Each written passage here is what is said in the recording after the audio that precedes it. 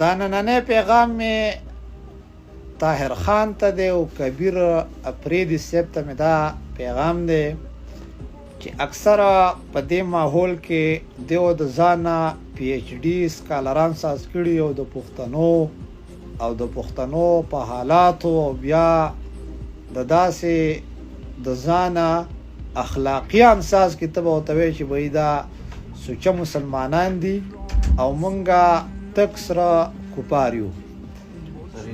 طاهر خان خپل دمپوخ خپل شهرت طاهر خان خپل شهرت د دمپوخ په شکل کې په پښتنو باندې خرڅ کړ.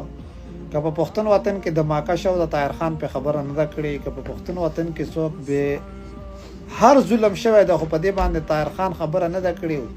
دی چې کله داسې خبره راشي ما تر ځانه پی ایچ ډي سکالر جوړ کړي، سترګو کې اوښکې م راولي او داسې ایکټینګ کوي، داسې ایکټینګ ته به وایې چې دا رسې د محمود غزنوي په قافلو کې دی پاتې شوی دی، یا چې کوم دی د شیرشاه سوري په دربار کې دا چېرته په یو غټه کرسۍ باندې ناست و، یا چېرته احمدشاه او ابدالي سه په جرګو مرکو کې کېناستلي دي. کېنه خدای هم کور او نه غری وران مکه، بس ځان له کاروبار کوئ. د پیسې خلک یې او د پیسې خلک د تاریخ عیسا چرته نشي جوړی دی.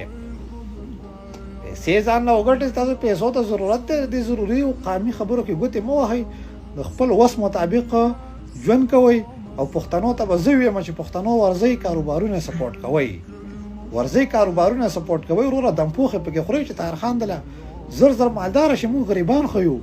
وګورئ زموږ د خبرو مخه به نه نیسئ، زموږ د خبرو لاره به نه نیسئ چې په خپله راسه نه کوئ. وګورئ موږ به هم نه منې کوئ. دا تاسو داسې اخلاقي را پیدا شوي چې وایي داسې پی ایچ ډي سکالران هم د ځانه ساز کړي دي کور ورانو.